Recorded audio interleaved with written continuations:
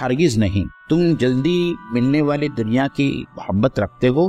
اور آخرت کو چھوڑ دے۔ یہ انسانی نفسیات کا بھی ایک بہت اہم پہلو ہے کہ وہ جلد حاصل ہونے والی چیز یا جس کو نقد چیز کہتے ہیں اس کے تحت اس کی محبت بہت بڑی ہوتی ہے۔ ہمارے ادھر عام کہاوت ہے کہ کل کی مرغی سے آج کا انڈا بہتر ہے۔ تو یہ جو رویہ ہے فاسٹ حاصل ہونے والی چیز، فاسٹ منی، جو پورا کلچر ہے، ایکچولی ہم جس دور میں رہتے ہیں اس میں صرف فاسٹ فوڈ نہیں، every thing is moving very fast. تو فاسٹ بہت ایک امپورٹنٹ قطرے کے طور پر اس کو جو ہے مانا جاتا ہے اور اس کو اپلائی کیا جاتا ہے دنیا کو حاصل کرنے کے لیے۔ تو یہ جو پورا رویہ ہے جس کے اندر آدمی نقد پہ فوراً حاصل ہونے والی چیز کے اوپر جو اپنا پورا فوکس کرتا ہے، قرآن جو ہے اس کی یہ رویے کی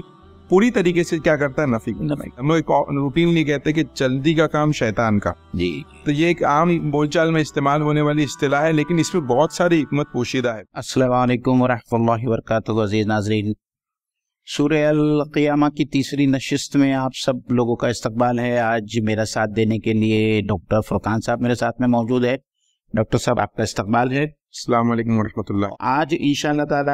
ہم اس سورہ کی آیت نمبر 20 سے اپنی تفسیر کی شروعات کریں گے،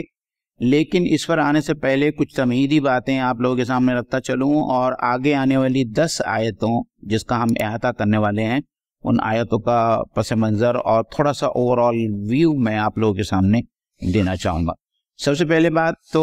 ہم یہ جان لیں کہ اس سے پچھلی نشست میں جو بات ہو رہی تھی، ایک آیت معترضہ آئی تھی جس کا تعلق آپ صلی اللہ علیہ وسلم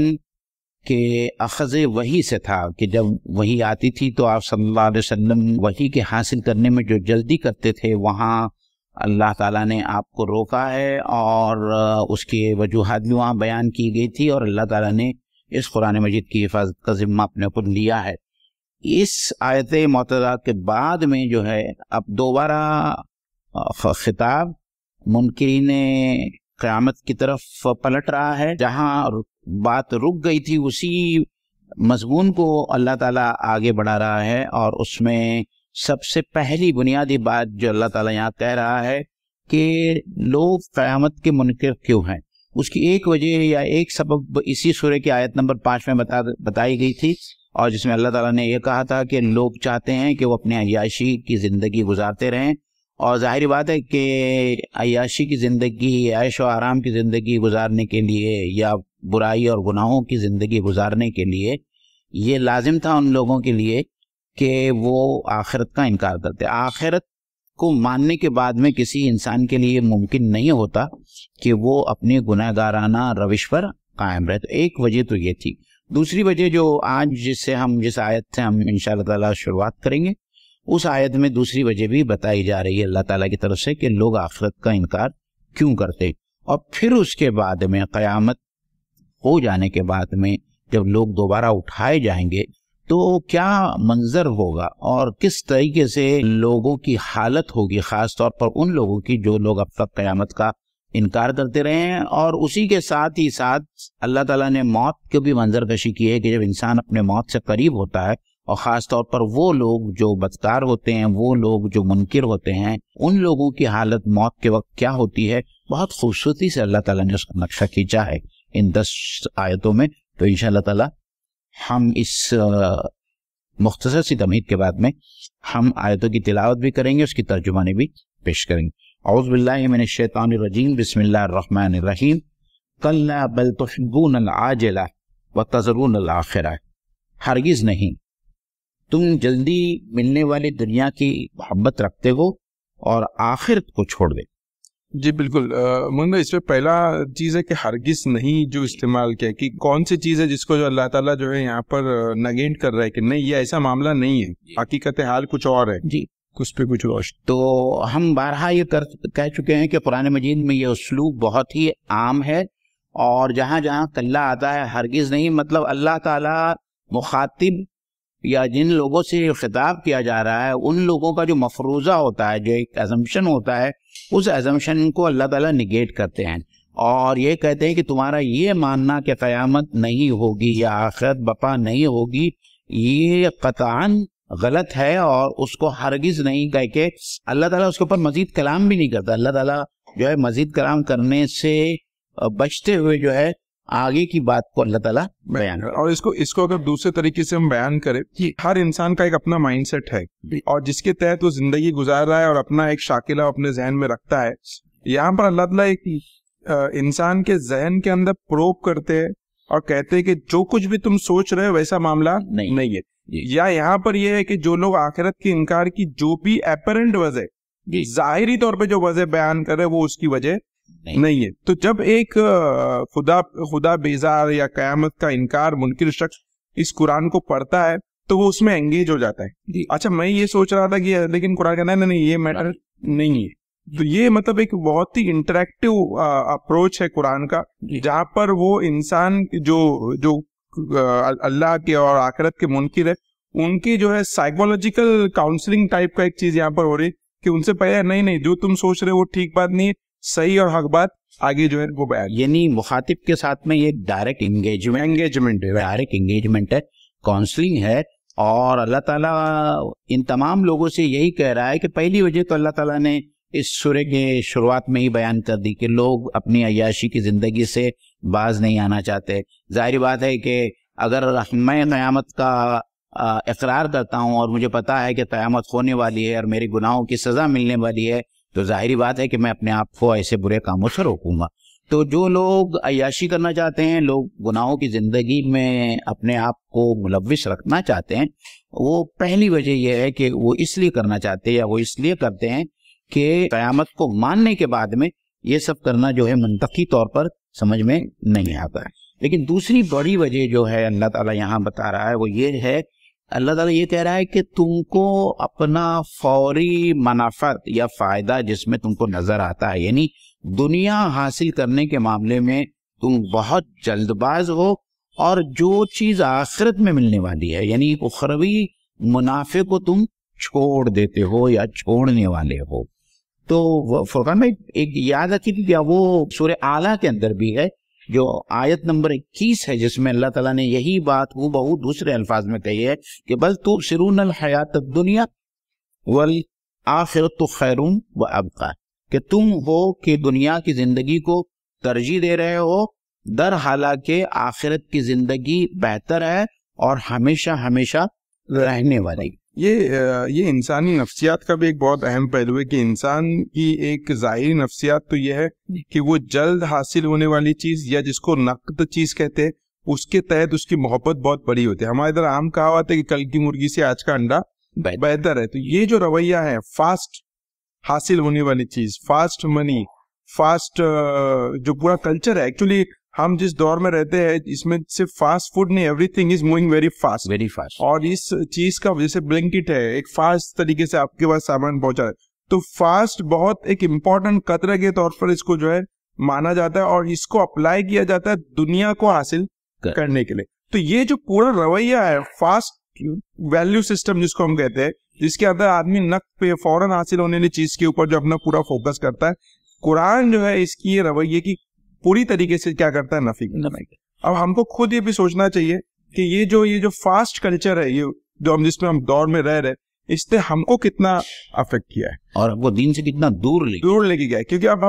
ہم کو بھی آخرت دور لگ رہی. امیجیٹ تو دنیا ہے جو حاصل ہو سکتی ہے, لیکن آخرت تو دور کی چیز جو ہے معلوم ہوتی ہے. تو اس میں ایک پہلو تو انسان کی نفسیات کا ہے, لیکن پھر دوسرا یہ سوال بھی پیدا ہوتا ہے کہ اللہ تعالیٰ نے فاسٹ چیزوں کی طرف انسان کو رغبت کیوں رکھی؟ کیونکہ ہم ایسے انسان یہ چیز کو پسند کرتے, کوئی بھی چیز ہم کو جلد سے جلد حاصل ہے. تو جو بات قرآن و حدیث کے مطالعے سے ثابت ہوتی ہے وہ یہ کہ اللہ تعالیٰ نے یہ جو جلد کا جو کنسپٹ انسان کی سائیکولوجی میں رکھا ہے اس کا مقصد یہ کہ انسان نیکی کی طرف لپکے, خیر کی طرف جلد بازی کرے, لیکن انسان اس رویے کو استعمال کرتا ہے اپنی دنیا کے معاملات میں, نتیجہ جو ہے اس کی پوری اخلاقی خرابی کے طور پہ ظاہر ہوتا ہے. تو یہ جو ہم نے آج جو ڈسکس کرے آجنے کا جو رویہ ہے, ہم کو اس کے اوپر خود اپنی ذاتی طور پہ بھی احتساب کرنے کی ضرورت ہے. اور فرقان بھائی ایک بات, اللہ تعالیٰ نے قرآن مجید میں انسانی طبیعت یا سرشت کی جو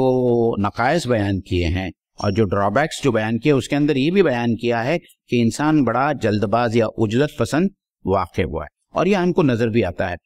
ایک چھوٹی سی مثال میں یہ دینا چاہوں گا کہ دیکھیے, آپ نے بینک میں آج 1 لاکھ روپیہ دے دیا, 1 مہینے کے بعد میں اس کے اوپر سود کی رقم جمع ہو گئی جو سامنے آپ کو نظر آتی ہے اور آپ کے اکاؤنٹ کے اندر جو ہے وہ جمع انکریمنٹ ہو جاتی. اس کے برخلاف اگر آپ 1 لاکھ روپیہ یا جو بھی پیسہ اللہ تعالیٰ کے راستے میں آپ انفاق کرتے ہیں تو اس کا اجر اور ثواب جو آپ کو ملنے والا ہے وہ یہاں کی زندگی میں یا آپ کی نظروں سے فوراً جو ہے وہ سامنے نظر نہیں آتا, کیونکہ یہ اجر اور ثواب کی بات جو ہے مغفرت کی کر رہے. حالانکہ یہ حقیقت نہیں ہے. جو لوگ اللہ کے راستے میں انفاق کرتے ہیں اللہ تعالیٰ ان کی دنیا کی زندگی میں بھی اس کو لوٹا کر اس کا اجر دیتے. میں عام زبان میں آج کے زمانے میں جو یہ اجرت والی جو بات ہے کہ کس طریقے سے ہم مادہ پرست ہوتے جا رہے ہیں, ہمارے اس ہندوستان میں, ہماری دنیا میں, ہمارے محلوں میں ہم دیکھتے ہیں کہ بہت سارے پونزی اسکیمز چلتے ہیں جہاں انسان جو ہے کچھ پیسہ سامنے والے آدمی کو دیتا ہے اور اس کا تقریباً 10 یا 20% جو ہے return on investment, 30% return on investment مہینے کے مہینے آتا ہے. دنیا کا ایسا کوئی بزنس نہیں ہے جس کا ریٹرن آف انویسٹمنٹ اتنا ہو. اور اگر کسی کو اتنا ریٹرن آف انویسٹمنٹ ملے گا تو وہ آپ کے ساتھ کیوں شیئر کرے. صحیح. تو یہ پونزی اسکیمز آپ لوگوں نے بھی سنا ہوگا, اور میں تو یہ سمجھتا ہوں کہ میرے اپنے جان پہچان والوں میں اور امت مسلمہ کی ایک بڑی تعداد میں لوگ اس پونزی اسکیم کا ہندوستان میں شکار ہوئے ہیں اور اپنے کروڑوں روپے جو ہے امت مسلمہ کے اس پونزی اسکیم میں چلے گئے. تو اس کے پیچھے بھی وہی نفسیات کام کر رہی ہے کہ ہم جلد از جلد اپنے پیسوں سے یا جلد از جلد دنیاوی منافعت کو حاصل کرنا. اور اس میں ایک دوسرا پہلو جو اخلاقیات سے جڑا ہوا ہے اور جلد بازی, ہم لوگ ایک روٹینلی کہتے ہیں کہ جلدی کا کام شیطان کا. جی. تو یہ ایک عام بول چال میں استعمال ہونے والی اصطلاح ہے, لیکن اس میں بہت ساری حکمت پوشیدہ ہے. اصل میں یہ ہوتا ہے کہ جب ہم دنیا میں کوئی بھی معاملہ کر رہے ہوتے ہیں تو اس کے اندر 2 چیزیں ہمارے ذہن میں ہوتی ہے. ایک تو ٹائم فریم ہوتا ہے کہ یہ کام کتنے جلدی ہوگا اور اس سے کتنا فائدہ حاصل ہوگا. لیکن اسلام کا جو ڈائمنشن ہے, جو اسلام 3rd ڈائمنشن دیتا ہے, وہ یہ کہ اخلاقی طور پہ وہ کام صحیح ہے یا غلط. ایک صحیح رویہ یہ ہوتا ہے کہ انسان اپنے اخلاقی جو پیرامیٹر ہے اس کو اوپر رکھے, اس کے بعد منافع کا, اس کے بعد ٹائم کو رکھے. ہم لوگ نے یہ ترتیب کو الٹ دیا. ہم چاہتے ہیں کہ سب سے پہلے ہم دیکھیں کتنے کم ٹائم میں کتنا زیادہ منافع ہوتا ہے اور اس میں اخلاق کیا اگر مجروح ہوتے بھی ہے تو ہو جائے. تو یہ جو پریفرنس الٹ جاتے ہیں یہ ہمارے ڈیسیجن میکنگ کو بہت بری طریقے سے کیا کر رہے ہوتے ہیں, افیکٹ کر رہے ہوتے ہیں. یہاں پر ایک بہت ہی پیاری بات ایک اوریٹر نے, ٹام فیچن نام کے اوریٹر نے کی ہے کہ دور جدید کے اندر وقت کو دیکھنے کے غلط نظریے کی وجہ سے ہم اپنے ڈیسیجنز اخلاقی طور پہ صحیح لے نہیں پا رہے. تو ہم کو یہ سمجھنا ہے کہ وقت اپنے آپ میں کوئی پیرامیٹر نہیں ہے. ہم سے یہ نہیں پوچھا جائے گا کہ آپ نے کتنا وقت اس کام میں صرف کیا, آپ سے یہ پوچھا جانے والا ہے کہ آپ نے کام صحیح کیا ہے یا غلط کیا. اور جبکہ یہ دور جدید ہم کو یہ بتاتا ہے کہ اصل چیز وقت ہے, اصل چیز اخلاق نہیں. آپ کتنے کم وقت میں کتنا زیادہ حاصل کرتے, آپ کتنے پروڈکٹیو ہے, آپ کتنے ایفیشینٹ ہے, یہ زیادہ امپورٹنٹ ہے انسٹیڈ کے مورل ویلیو سے. تو یہ بہت بڑا ڈیبیٹ ہے. بہرحال کسی موقع پر ہم اس پہ جو ہے ڈیٹیل میں بات کریں. اس کے بعد میں وَتَذَرُونَ الْآخِرَةَ, اور تم آخرت کو چھوڑ دیتے ہو. تو وہی بات جو ہم لوگوں نے عام لوگوں کے سامنے رکھی کہ انسان مادی نفع کا اتنا زیادہ حریص ہو جاتا ہے کہ آخرت اس کے سامنے سے اوجھل ہو جاتی ہے, اور پھر اسی وجہ سے وہ غیر اخلاقی جو ملوث ہو جاتا ہے. آخرت کے لیے ایک بہت ہی اچھا ٹرمینالوجی جو ہے استعمال کی جا سکتی ہے, وہ ہے ڈیفرڈ گریٹیفیکیشن. کہ آخرت کیا چیز ہے, آپ دنیا میں جو کچھ بھی کر رہے ہیں نیک عمل, اس کا جو ریزلٹ ہے آپ کو تھوڑے دیر کے بعد ملے, that is a deferred gratification. اور اس کے مقابل عاجلہ کا رویہ کیا ہے, انسٹنٹ گریٹیفیکیشن. میں نے موبائل میں 1 منٹ کا رویہ, 1 منٹ کا ریل دیکھا اور میں خوش ہو گیا, انسٹنٹ گریٹیفیکیشن ہے. لیکن میں نے کوئی نیک کام کیا, اس کا اجر میرے کو آخرت میں میرے مرنے کے بعد ڈیفرڈ گریٹیفیکیشن ہے. یہاں پر یہ بہت امپورٹنٹ چیز ہے کہ جو شخص ڈیفرڈ گریٹیفیکیشن رکھتا ہے, ایک اسٹڈی ہے بچوں کے اوپر کہ ایک بچوں کو کہا گیا کہ آپ کو ابھی 1 چاکلیٹ دیا جاتا ہے اگر, اور ان کو کمرے میں اکیلا چھوڑا گیا اور کہا گیا کہ اگر آدھے گھنٹے تک آپ یہ چاکلیٹ نہیں کھائیں گے تو آپ کو اس کے بدلے میں 10 چاکلیٹ ملے گی. اور پھر انہوں نے کیا کیا کہ وہ جو بچے جنہوں نے آدھے گھنٹے تک نہیں کھایا ان کو اگلے 20 سال کے بعد انہوں نے دیکھا, تو جو بچوں نے اس چیز کو دیر سے کھایا تھا وہ اپنے لائف میں زیادہ سکسیسفل تھے. تو یہ جو ڈیفرڈ گریٹیفیکیشن کی جو کوالٹی ہے, اگر آخرت پہ ایمان کی آپ کی کوالٹی ہے, تو آپ کو یہ صرف آخرت میں کامیاب نہیں کرنے والی, یہ دنیا میں بھی آپ کو کامیاب کریں گی, کیونکہ آپ کو کنسسٹنٹ ہارڈ ورکر بنانے کی اور پرسیورنس کی کوالٹی آپ کے اندر جو وہ جو اللہ تعالیٰ صبر اور استقامت جو چاہتے ہیں وہ وہی ہے. سفر تو پھر میں ایک جگہ رک جانا. یہ ڈیلیڈ گریٹیفیکیشن جو ہے یہ امپورٹنٹ جو ہے کوالٹی ہے جو آخرت سے کوریلیٹ کرتی ہے اور آخرت پہ ایمان رکھنے والے آدمی کو زیادہ سکسیسفل بناتا ہے. الحمدللہ بہت اچھی پیاری بات آپ نے سامنے لائی. اس کے بعد میں اللہ تعالیٰ جو ہے قیامت کا ذکر کر رہا ہے کہ قیامت کے دن جب لوگ اٹھائے جائیں گے اور خاص طور پر سے وہ لوگ جو لوگ آخرت پر یقین نہیں رکھتے تھے ان کا عالم کیا ہوگا, اور جو لوگ آخرت پر یقین رکھتے تھے ان لوگوں کا عالم کیا ہوگا. تو ہم آیت نمبر 22 کو پڑھتے ہیں. آیت نمبر 22 میں اللہ تعالیٰ کہتا ہے وجوہ یومئذ ناظرہ الی ربہا ناظرہ. اس روز بہت سے چہرے تر و تازہ اور بارونق ہوگے اور اپنے رب کی طرف دیکھتے ہوں گے یا اپنے رب کی طرف دیکھ رہے ہوں گے. تو فرقان بھائی ظاہری بات ہے کہ کن لوگوں کا ذکر ہو رہا ہے؟ یہ تو وہ لوگ ہیں جن کو معلوم ہے کہ ہمارا رزلٹ جو ہے پازیٹیو آیا ہے اور ہم اچھے نمبرات سے کامیاب ہونے والے. جی. تو جیسا کہ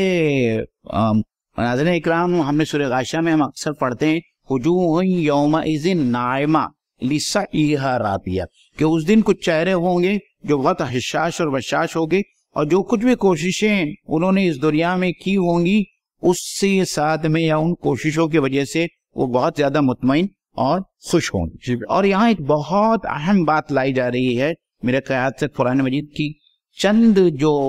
مقامات ہے جہاں اللہ تعالیٰ سے ملاقات یا اللہ تعالیٰ کے دیدار کی بات یہاں کی جا رہی ہے. اور یہاں بہت ہی تمام مفسرین کا اس بات پر اجماع ہے اور آپ صلی اللہ علیہ وسلم کی بہت ساری احادیث ہیں اور ان احادیث کی روشنی میں اس آیت کی معنی یہ ہوتی ہے کہ جو اللہ تعالیٰ کے نیک بندے ہیں اور جو ایمان والے بندے ہیں وہ اللہ تعالیٰ کا دیدار کریں گے. اللہ تعالیٰ کا دیدار اس دنیا میں ممکن نہیں ہے کیونکہ ہماری آنکھیں جو فزیکل آئیز ہمارے اس وقت ہیں ہم اس سے اللہ تعالیٰ کا دیدار نہیں کر سکتے. اور ہم کو حضرت موسیٰ علیہ السلام کا وہ واقعہ بھی بہت مشہور ملتا ہے کہ انہوں نے اللہ تعالیٰ سے اس بات کی تمنا کی اور خواہش ظاہر کی کہ اللہ تعالیٰ میں تجھے دیکھنا چاہتا ہوں. تو اللہ تعالیٰ نے کہا کہ میں اپنی تجلی کوہ طور پر ڈالوں گا, اگر کوہ طور جو اپنی جگہ پر قائم رہا تو تو میری تجلی کو دیکھ لے گا. اور جب اللہ تعالیٰ نے اپنی تجلی کوہ طور پر ڈالی تو کوہ طور کا وہ اتنا حصہ پاش پاش ہو کر رہ گیا اور حضرت موسیٰ بے ہوش ہو کر گر پڑے اور پھر انہوں نے اللہ تعالیٰ سے معافی مانگی. تو میں صرف کہنا یہ چاہتا ہوں کہ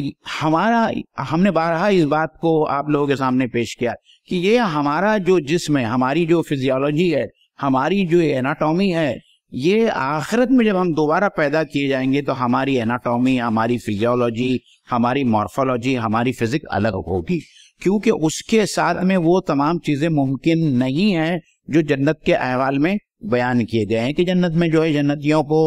کسی قسم کی ضرورت پیش نہیں آئے گی, نہ اس کو ڈکار آئے گی, نہ وہ پیشاب آئے گی, نہ پاخانہ آئے گا. تو ظاہری بات ہے کہ اس وقت جو ہماری فزیولوجی ہے اس کے ساتھ میں یہ ممکن نہیں ہے. تو اللہ تعالیٰ جو ہے وہاں ایک نئی فزیولوجی دے گا, نئی اناٹومی دے گا, نئی ساخت اللہ تعالیٰ نئی ساخت پر انسان کو پیدا کرے گا اور اسی ساخت کے ساتھ میں ایمان والوں کے لیے ممکن ہوگا کہ وہ اللہ تعالیٰ کا دیدار. اس میں جو دیدار کا معاملہ ہے اس میں مفسرین نے بہت ساری بحثیں کی ہے, لیکن اگر ہم کو ایک دم کرکس میں بیان کریں تو یہ ہے کہ بہرحال جو لوگ جنت میں جائیں گے وہ لوگ اللہ کا دیدار کریں گے, اس کے بارے میں کوئی اختلاف موجود نہیں ہے. لیکن روز محشر میں اللہ کا دیدار ہوگا یا نہیں ہوگا اس کے بارے میں تھوڑا سا جو ہے اوپینینز الگ الگ مل رہا ہے. لیکن اس کے اندر جو دوسری طرف قرآن میں ایک ریفرنس ملتا ہے جس میں ایک آگے کہ جب پنڈلی کھول دی جائیں گے مومنین سجدے میں جا پائے, تو وہاں پر ایک کوئی اللہ کی خاص تجلی ہے جو مومنین پہ ظاہر کی جائیں گی. اسی طرح کافر کا جو بیان ملتا ہے کہ اللہ تعالیٰ تم نے مجھے اندھا اٹھایا حالانکہ میں دنیا میں دیکھنے والا تھا. یہ دونوں ریفرنس کو ہم کوریلیٹ کریں تو یہ بنیادی طور پہ روز محشر کی بات ہو رہی ہے جہاں پر جو ہے اللہ تعالیٰ کا کسی فارم میں تو دیدار مومنین کو اور جو جنتی لوگ ہوگے ان کو جو اللہ تعالیٰ انشاءاللہ نصیب کرے گا. اور جو آخرت کے منکرین ہیں, اللہ تعالیٰ کے منکرین ہیں, اللہ تعالیٰ کی تجلی, اللہ تعالیٰ کا کسی بھی لحاظ سے اللہ تعالیٰ کا دیدار ان لوگوں کے نصیب میں نہیں آئے گا, اس سے وہ محروم کر دیے جائیں. اور انہی لوگوں کے بارے میں کہا جا رہا ہے وہ وجوہ یومئذ باسرہ, اور کتنے ہی چہرے اس دن ہوگے جن کے چہروں پر غم اور اداسی چھائی ہوئی ہوگی. اسی بات کو سورہ غاشیہ میں بھی دوسرے انداز میں پیش کیا گیا ہے. اور پھر یہ بھی کہا گیا ہے تظن ان یفعل بها فاقرہ, اور اس بات کا ان کو یقین ہوگا کہ ان کے ساتھ میں کمر توڑ سزا ان کو ملنے والی ہے. جی بالکل. اور یہ جو اس میں جو چہرے اداس ہو گئے، اداس کا بھی ترجمہ ہے، اور جو باصرہ بوڑھے کو بھی کہتے ہیں جی کہ وہ اس طریقے سے ہو جائیں گے کہ وہ بوڑھے دکھیں گے. حالانکہ جب آدمی روز محشر میں اٹھے گا تو وہ جوان رہے گا، لیکن وہاں کی سختی ان کو جو ہے جو برا کرنے والی جو ہے رہے گی. اور پھر اس کے بعد دوسری چیز ہے کہ ان کو مایوسی بھی ہے اور اداسی بھی، کہ ان کو معلوم ہے کہ دنیا میں کیا کر کے آئے، تو اب ان کا جو انجام ہے اس سے وہ خوف زدہ ہوں گے. اب ہم کو معلوم ہے کہ ہمارے ساتھ کس طریقے کا معاملہ ہونے والا ہے. In terms of physical punishment بھی ہے، اور اس میں جو دوسرا پنشمنٹ ہے وہ ذلت والا پنشمنٹ بھی ہے کہ وہ وہاں پر روز محشر میں ذلیل ہو، اور ان پہ جو لعنت کرے گا وہ سارے فرشتے. تو وہ جو سچویشن ہے ہم کو اس کے بارے میں کبھی سوچنا چاہیے کہ صرف ایسا نہیں کہ جہنم میں جانا کوئی فزیکل پنشمنٹ ہے، بلکہ یہ ایک سائیکولوجیکل اور ذلت والا پنشمنٹ بھی ہے جو انسان کو ادھر دیا جائے گا. یہی وجہ ہے فرقان بھائی کہ قرآن مجید میں کچھ مقامات پر یہ آیا ہے، اور ہم اس کو تصور کریں کہ کچھ لوگ وہ ہوں گے جن کا نام اعمال ان کے دائیں ہاتھ میں دیا جائے گا. تو یہ ظاہری بات ہے کہ وہ اس بات کی دلیل ہوگی کہ یہ وہ تمام لوگ ہیں جو کامیاب ہوئے اور جو جنت میں ڈالے جائیں گے. اور کچھ لوگ ہوں گے جن کے اعمال نامہ جو ہے بائیں ہاتھ میں دیا جائے گا. پوری آدم کی اولاد اس وقت محشر کے اندر جمع ہوگی. ہمارے اپنے رشتہ دار ہوں گے، ہمارے ماں باپ ہوں گے، ہمارے وہ تمام قریبی دوست احباب ہوں گے جو ہم کو بہت نیک سمجھتے رہے ہوں گے. لیکن جب ایسا کوئی شخص جس کا نام اعمال اس کے بائیں ہاتھ میں دیا جائے گا تو اس کے لیے کتنی ذلت کی بات ہوگی کہ لاکھوں کروڑوں کے مجموعے میں جو ہے اس کا نام اعمال بائیں ہاتھ میں دینے کا مطلب یہ ہے کہ یہ آدمی جہنم میں جھونک دیا جانے والا ہے. اور اس کے ساتھ میں ایک جگہ پہ یہ بھی آتا ہے کہ ان کا اعمال نامہ ان کے پیٹھ کے پیچھے دیا جائے گا. اور اس کی تفسیر یہ بیان کی گئی ہے کہ جب ان کا نام اعمال وہ بائیں ہاتھ میں دیا جائے گا تو وہ بائیں ہاتھ میں اعمال نامہ کو نہ لیتے ہوئے وہ اپنے اعمال نامہ کو اپنے پیٹھ کے پیچھے سے لیں گے اپنی ذلت کو بچانے کے لیے. ایکچولی اس میں یہ ہے کہ جب پیٹھ پیچھے سے وہ لیں گے نہیں، وہ ہاتھ کو پیچھے کیے گے اور ان کے ہاتھ میں تھما دیا جائے گا. جی جی. اور یہ آپ نے ذلت والی بات بڑی پیاری کہی کہ وہ جو سائیکولوجیکل جو ذلت ہے اور وہ جو سائیکولوجیکل جو مرحلہ ہے جس سے ان لوگوں کو مجرموں کو گزرنا پڑے گا، یہ بذات خود ایک بہت بڑی سزا ہے جو مجرموں کو دی جائے گی. اور تظن ان یفعل بها فاخرہ، تو ظاہری بات ہے کہ جہنم کی بات تو قرآن مجید میں جا بجا کہی گئی ہے. اور میں ہمیشہ اپنے دوستوں سے اور دوسرے لوگوں سے بھی یہ کہتے رہتا ہوں کہ مسلمان بھی جہنم کے بارے میں بہت غیر محتاط اور سنجیدہ رویہ نہیں رکھتے ہیں. شاید اس کی وجہ یہ ہے کہ وہ یہ سمجھتے ہیں کہ ایمان والے جہنم میں ڈالے نہیں جائیں گے، جو در حقیقت غلط بات ہے. کیونکہ قرآن مجید اس بات پر شاہد ہے اور دلیل ہے قرآن مجید میں کہ بہت سارے ایمان والے ایسے ہیں جو جہنم میں ڈالے جائیں گے. تو ہم کو بہت محتاط رہنا چاہیے کہ ہمارا شمار کن لوگوں میں ہو رہا ہے. کہ ہم وہ لوگ ہوں گے کہ ایمان ہونے کے باوجود بھی جہنم میں ڈالے جائیں گے. اور جہنم کا جو تذکرہ قرآن مجید میں جا بجا ملتا ہے، اور منکرین کے سامنے بھی جو ہے اللہ کے رسول صلی اللہ علیہ وسلم نے قرآن مجید کی ان آیتوں کو پڑھ کر سنایا، تو وہ جانتے تھے کہ ایک بار ان کے حق میں جب جہنم کا فیصلہ ہو گیا ہے تو جہنم میں کس قسم کا دردناک عذاب موجود ہے اور ان کے ساتھ میں کیا معاملہ ہونے والے. جی بالکل جی صحیح. پھر اس کے بعد میں جو ہے جیسا کہ میں نے تمہید میں آپ لوگوں کے سامنے بات کہی تھی کہ اب اللہ تعالیٰ جو ہے اس موت کے وقت انسان کی جو حالت ہوتی ہے اس حالت کو، اس کیفیت کو اللہ تعالیٰ آگے کی 3-4 آیتوں میں اللہ تعالیٰ بیان فرما رہے ہیں. اللہ تعالیٰ کہتے ہیں کلا، ہرگز نہیں، اذا بلغت التراقی، نہیں، جب روح ہنسلی تک یا حلق تک پہنچ جائے گی، وقیل من راق، اور پھر کہا جائے گا یا پوچھا جائے گا ہے کوئی جھاڑ پھونک کرنے والا، رقیہ کرنے والا، وظن انہ الفراق، اور وہ خیال کرے گا یعنی مرنے والا، اس کے مرنے والے کو اس بات کا احساس ہوگا کہ اب میری آخری گھڑی آ گئی ہے اور یہ جدائی کی گھڑی ہے. واتفقت الساق بالساق، اور اس وقت جو ہے پنڈلی سے جڑ جائے گی، مل جائے گی. الی ربک یومئذ المساق، اور اس دن، اس گھڑی تیرے رب کی طرف ہی تیری واپسی ہے. یہ 4 آیتیں ہیں, اس کو ذرا ہم تھوڑا سمجھنے. یہاں پر اگر اوپر کے جو مضمون سے ہم اس کو کوریلیٹ کرتے ہوئے چلے گئے تو بنیادی طور پر سورہ قیامہ کا جو مضمون ہے وہ انسان کو اپیل کر رہا ہے. وہ کہہ رہا ہے کہ دیکھو تمہارے اپنے نفس کے اندر ڈاک کے دیکھو, تمہارے اندر ایک اخلاقی وجود بھی ہے. پھر اس کے بعد یہ کہا جا رہا ہے کہ دیکھو تم جو آخرت کے بارے میں جھٹلا رہے ہو اور جو تم ایکسپلینیشن دے رہے ہو وہ ریزن نہیں ہے اس کے انکار کا ریزن یہ تمہاری نفسانی خواہشات, عقلی کوئی بات اس میں نہیں بلکہ عقلی تعویلات ہے جو تم اس کو پیش کر رہے. اب یہاں پر اللہ تعالیٰ ایک ایسے بات کو رکھ رہے جس کا منکر لوگ خدا کے منکر ہوئے ہیں, آخرت کے منکر ہوئے. اب اللہ دلیل کے طور پہ تیسری بات کو رکھ رہا ہے جس کا انکار کوئی نہیں کیا کہ وہ ہے انسان کی موت. تو یہاں پر یہ بہت امپورٹنٹ چیز ہے کہ اللہ تعالیٰ کہتے دیکھو اصل بات یہ نہیں کہ جو تم کہہ رہے بلکہ اصل بات سنو کہ انسان کے ساتھ کیا معاملہ ہونے والا ہے, کہ وہ انسان جو زندگی رکھتا ہے وہ موت سے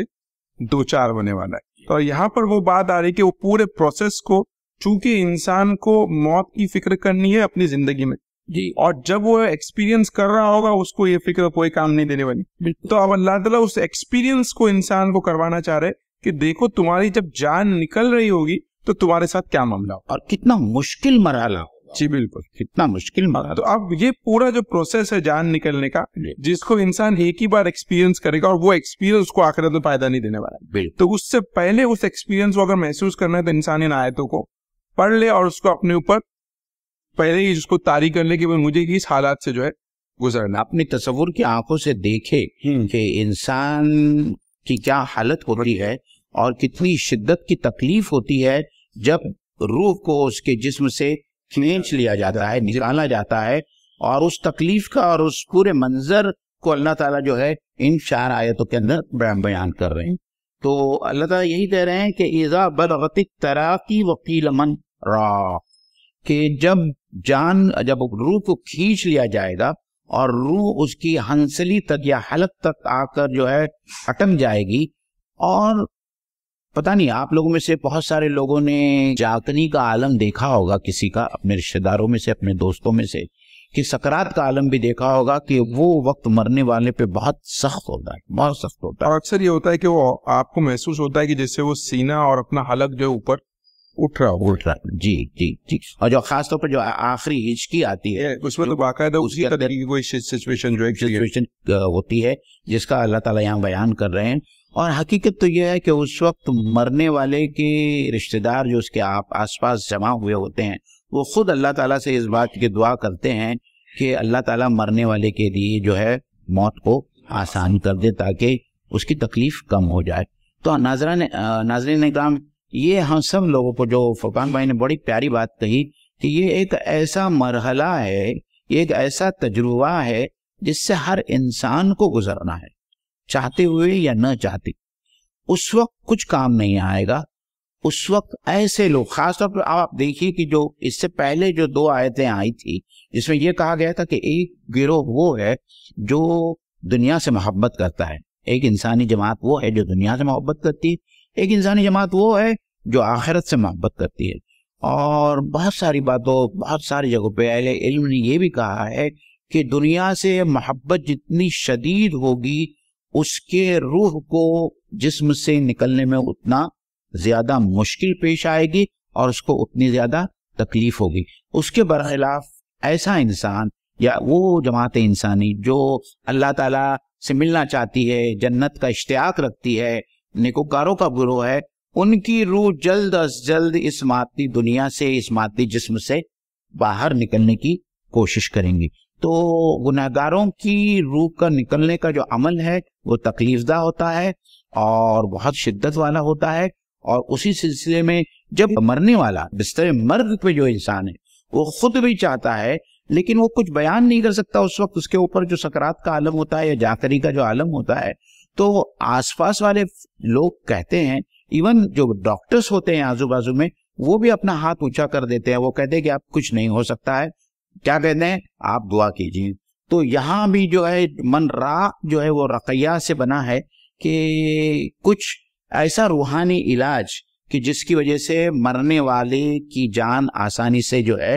نکل جائے. جی بالکل. تو مرنے والا بھی یہی چاہے گا اور اس کے رشتہ دار اور یہ بھی چاہتے ہیں کہ اب کوئی طبعی علاج یا کوئی میڈیکل ٹریٹمنٹ اس کو فائدہ نہیں دے سکتا. اب اگر کوئی چیز ہے جو اس کو فائدہ پہنچا سکتی ہے تو وہ ہے اللہ تعالیٰ کا کلام یا رقیہ جس کو کہتے ہیں. اور ہم خود جانتے ہیں کہ آپ صلی اللہ علیہ وسلم سے رقیہ کے بہت ساری دعائیں ثابت ہے جو شر سے جو ہے مختلف قسم کے شر سے پناہ کے لیے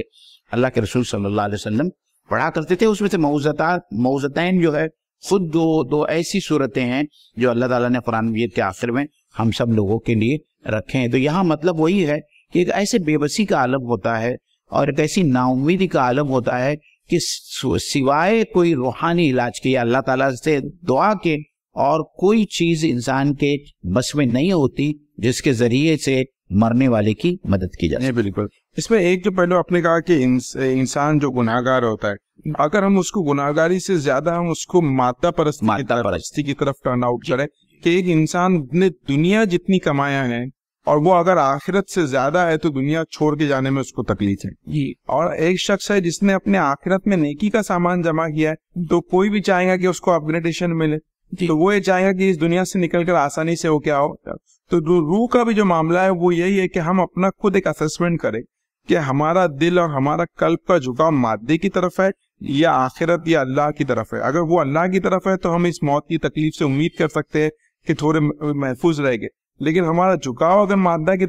کی طرف ہے, مٹرلزم کی طرف ہے, تو یہ سمجھ لیجئے کہ یہ سختی اتنی بڑھتی جائیں گی جتنا انسان کی جو مادہ پرستی ہے مٹرلسٹک وہ بڑھتے جائے گا. یہ جو ہم کو ایک پوائنٹ ہے, بہت اچھا نقطہ آپ نے لایا ہے. اور فرقان بھائی یاد کیجئے کہ ہم تشہد کے اندر جو دعا پڑھتے ہیں ایک دعا وہ بھی ہے اور اس کے اندر یہ کہا گیا ہے کہ اللہم انی اعوذ بک من عذاب جہنم وعذاب القبر وفتنۃ المحیا والممات. اللہ تعالیٰ مجھے موت کے فتنے سے بھی میری حفاظت فرما. تو یہ موت کے فتنے سے جو حفاظت ہے ظاہر بات ہے کہ یہ تو نہیں ہے کہ آدمی موت سے بچ سکے گا. موت کے فتنے سے یہی مراد ہے کہ انسان کو عافیت والی اور ایمان والی موت نصیب ہو. اس کے لیے باقاعدہ یہ مسنون دعا ہم کو سکھائی گئی ہے جو ہم تحیات میں پڑھتے ہیں. اور اس کو اگر آپ دوسری آیت سے قرآن کی کوریلیٹ کریں جس میں اللہ تعالیٰ فرماتے ہیں کہ تمہیں موت نہ آنے پائے کس حال میں کہ تم مسلمان. یہ آیت کے اندر بھی یہ بات ہے کہ جب تم پر اللہ تعالیٰ کا موت کا فیصلہ صادر ہو رہا ہے تو تم اس فیصلے کے مطیع اور فرما بردار ہو یا نہیں, کہ تم ایجیٹیٹڈ ہو. اللہ تعالیٰ تم مجھے کیوں بلا رہا ہے, اللہ تعالیٰ مجھے دنیا سے کیوں لے کے جا رہا ہے. تو اللہ کے ہر فیصلے پہ راضی ہونا اور خاتمہ بالخیر یہ ہے کہ اللہ کے موت کے فیصلے پہ راضی ہو جانا. یہ جو چیز ہے کہ اگر آپ کو موت کے وقت اطمینان حاصل ہے کہ میں اس دنیا سے نکل کر ایک بہتر ذات کے پاس جا رہا ہوں یا بہتر ہاتھ میں جا رہا ہوں, تو یہ انسان کو جو ہے بہت زیادہ اطمینان کا کیفیت جو ہے پیدا کرتی ہے. ادروائز یہ ہے کہ یہاں پہ جو راقی کی جو بات آئی کہ جھاڑ پھونک کرنے والے کے بارے میں, وہ کوئی ایسی چیز نہیں ہے کہ اس کا کوئی ایفیکٹ, بلکہ یہاں پر جو بیان کیا گیا ہے وہ عربوں کے اس میں بیان کیا گیا کہ جھاڑ پھونک کرنے والے سے کیا ہونا ہے. یہ آپ کی ہیلپلیسنس کا بیان کہ بھائی جیسا ہم کہتے ہیں نا کہ ایک بہت مشہور واقعہ ہے بامبے کا جو عبرت کے قابل ہے کہ جس نے جو آج ریلائنس ہاسپٹل ہے اس کو جس نے بنایا وہ ایک کارڈیو سرجن تھا, اور اس کو جو اٹیک آیا اس وقت آیا جب وہ دوسرے پیشنٹ کا علاج کر رہا تھا. وہ او ٹی کے اندر موجود تھا, اس کے ساتھ دوسرے کارڈیولوجسٹ موجود تھے, لیکن جب موت کا فرشتہ آیا تو اس کے فیصلے کو کوئی دوسرا ٹال نہیں سکا. تو یہ جو چیز ہے کہ اس وقت اگر موت آ گئی تو یہ جھاڑ پھونک کر لو, جو کرنا ہے کر لو, لیکن فیصلہ ٹلنے والا نہیں. اور آپ نے جو پوائنٹ لایا نا وَلَا تَمُوتُنَّ إِلَّا وَأَنْتُمْ مُسْلِمُونَ, یہ بڑا اچھا نقطہ آپ نے لایا ہے. اور یہ ایک چھوٹی سی آیت میں اللہ تعالیٰ نے ہم کو کتنی زبردست نصیحت کی ہے کہ ہم کو موت نہ آئے مگر اس حالت میں کہ ہم حالت فرما برداری میں ہو. تو ہم لوگوں کو کتنا چوکنا رہنا چاہیے کہ ہماری موت کسی وقت بھی کسی پل بھی ہو سکتی ہے. تو ہم کو اس بات کا خیال رکھنا چاہیے کہ ایسا کوئی کام نہ کریں جو اللہ تعالیٰ کو ناراض کرنے والا ہو, کیونکہ ایسا کام کرتے وقت اگر آپ کی موت ہوتی ہے تو ظاہر بات ہے کہ اس آیت کے برخلاف آپ کی موت واقع ہو رہی. میں خالی ایک آپ کو مثال دینا چاہوں گا کہ ہم سے بہت سارے لوگ ہیں جو تھیٹرز میں جا کر جو ہے پکچرز دیکھتے ہیں, موویز دیکھتے ہیں, یا بہت سارے لوگ ہیں جو بیئر بار میں جاتے ہیں اور وہاں فحش ناچ گانے دیکھتے ہیں, آپ مجھے بتائیے ایک آدمی، ایک ایمان والا آدمی، اگر اس کی موت ایسے حالت میں ہوتی ہے کہ وہ کسی بیئر بار میں بیئر پی رہا ہے اور فحش ناچ گانے دیکھ رہا ہے، تو آپ اس کی موت کا تصور کیجیے۔ تو میں سمجھتا ہوں کہ اگر انسان کو اپنے موت کا تصور ہمیشہ، ہم جو کہتے ہیں نا کہ ہمارے دل میں جو ہے وہ تصور ہمیشہ حاضر ہونا چاہیے، اگر یہ تصور بھی ہمارے دل میں رہا کہ ہماری موت کبھی بھی آ سکتی ہے، تو یہ ہمیں بہت سارے گناہوں سے اللہ تعالیٰ محفوظ رکھ سکتی ہے۔ تصور اس کا دل میں ہمیشہ تصور رکھنا اور اس کو سمجھنا، محضر جو ہے وہ اگر ہمارے رڈار پہ رہتا ہے یہ تصور، تو ہم کو کتنے سارے گناہوں سے اللہ تعالیٰ بچا لے گا۔ اور پھر جو ہے اس کے بعد میں کہا جا رہا ہے وہ ظن انہ الفراق، اور اس نے جان لیا اس نے کہ یہ وقت جدائی کا، یعنی مرنے والے کو خود اس بات کا احساس ہو جاتا ہے کہ یہ اس کا آخری وقت ہے۔ بہت سارے لوگ یہ بھی کہتے ہیں، اور کچھ باتیں ہم نے بھی سنی ہیں، کہ مرنے سے پہلے انسان کی زندگی کے وہ تمام مراحل اور وہ تمام منظر جو ہے اس کے آنکھوں کے سامنے سے گزرتے ہیں، اور جی فلیش بیک، جس کو ہم فلیش بیک کہتے ہیں، فلیش بیک کے طور پر وہ تمام مناظر اس کے آنکھوں کے سامنے سے گزرتے ہیں، اور یہ سبھی جانتے ہیں اور کہتے ہیں کہ مرنے والوں کو اس بات کا احساس ہو جاتا ہے کہ اب اس کا آخری وقت ہے اور یہ جدائی کی گھڑی ہے۔ جی، اس میں ایک دوسرا پہلو یہ ہے کہ یہ بھی سمجھنا ضروری ہے کہ موت کے وقت انسان کا شعور ضائع نہیں ہوتا۔ جی، مطلب یہ کہ یہ کہا جا رہا ہے کہ جب موت اس پہ طاری ہو رہی ہے تو اس کو اس بات کا پورا احساس ہے کہ اس پہ کیا بیت رہی ہے، جبکہ جو لوگ اللہ کا انکار کرتے ہیں اس کا سمجھتے ہیں کہ یہ جو شعور ہمارے پاس موجود ہے، مرنے کے ساتھ یہ شعور اور یہ پرسنالٹی چلی جاتی ہے، لیکن یہ بات یہ آیت بتاتی کہ وہ نہیں جاتی، مرنے کے پورے پروسیس کو انسان اپنی شعور کی عادت میں ایکسپیرینس کرتا ہے۔ جی، اور یہ آخری آیت جو ہے، 2 آیتیں، وَاتَّفَّتِ السَّاقُ بِالسَّاقِ، اور جب پنڈلی سے پنڈلی لپٹ جائے گی، اِلَىٰ رَبِّكَ يَوْمَئِذٍ الْمَسَاقُ، اور آج تیرے پروردگار کی طرف ہی تجھے چلنا ہے، پنڈلی سے پنڈلی ملنا۔ اس سے مفسرین نے بہت ساری باتیں کہی۔ ایک بات تو یہ کہی ہے کہ جب تکلیف کی شدت کی وجہ سے آدمی اپنے پیروں کو جوڑ لیتا ہے، اور اکثر دیکھا تھا پیروں کو مسلتا بھی ہے، کیونکہ یہ شدت کا جو تکلیف کی جو شدت ہوتی ہے اس سے برداشت نہیں ہوتی، تو ایک معاملہ تو یہ ہوتا ہے۔ اور پنڈلی سے پنڈلی ملنے کی دوسری وجہ یا دوسری یہ تشریح یہ بھی کی گئی ہے کہ آدمی اتنا بے بس ہو جاتا ہے اور اس کے اعضاء کے اندر، اس کے جسم کے اندر کوئی طاقت باقی نہیں رہتی کہ وہ اٹھ کے بیٹھ سکے یا چل سکے۔ تو عربی زبان کے اندر جو ہے اس میں بھی جو ہے پنڈلی سے پنڈلی کو ملنا کہتے، تو یہ واقعتاً جو ہے حقیقت واقعہ ہے جس کو اللہ تعالیٰ الفاظ کی شکل میں یہاں بیان کر رہا ہے۔ ایک دوسرا جو عربی زبان کے اندر اس محاورے کا استعمال ہوتا ہے، وہ دو مصیبتیں، ایک تو یہ ہے کہ 2 مصیبتوں کا جمع ہو جانا، جی، جیسے انسان کے کو دنیا چھوڑنا ہے اور آخرت کو فیس کرنا ہے، اور دوسری چیز یہ کہ جو اونٹ ہوتا ہے، جو ریگستان کا جانور ہے، جو وہاں پہ رستہ بستا ہے، لیکن جب اس کو پیاس لگتی ہے اور پیاس کی شدت کی وجہ سے موت کے قریب آتا ہے، تو اس کے چلنے کا جو سٹائل ہوتا ہے اس کو وہ پنڈلی سے پنڈلی ملا کر چل رہا ہے، مطلب وہ اپنی موت کے بہت قریب پہنچانا۔ تو وہ وہاں سے بھی جو ہے محاورے کو یہاں پر جو ہے قرآن نے اٹھایا کہ مطلب اونٹ کو جو ریگستان کا جانور ہونے کے بعد جو شدت پیاس کا احساس ہوتا ہے، اس لیول کا احساس جو ہے انسان کو بھی موت کے وقت جو ہے رہے گا۔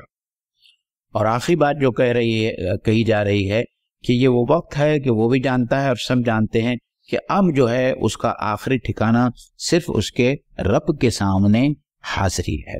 تو حاضرین اکرام، ناظرین اکرام، ہم لوگ اپنے بارے میں، اپنی زندگی کے بارے میں آج اس وقت سوچیں، جب آپ یہ سن رہے ہیں، کہ کیا ہم اس وقت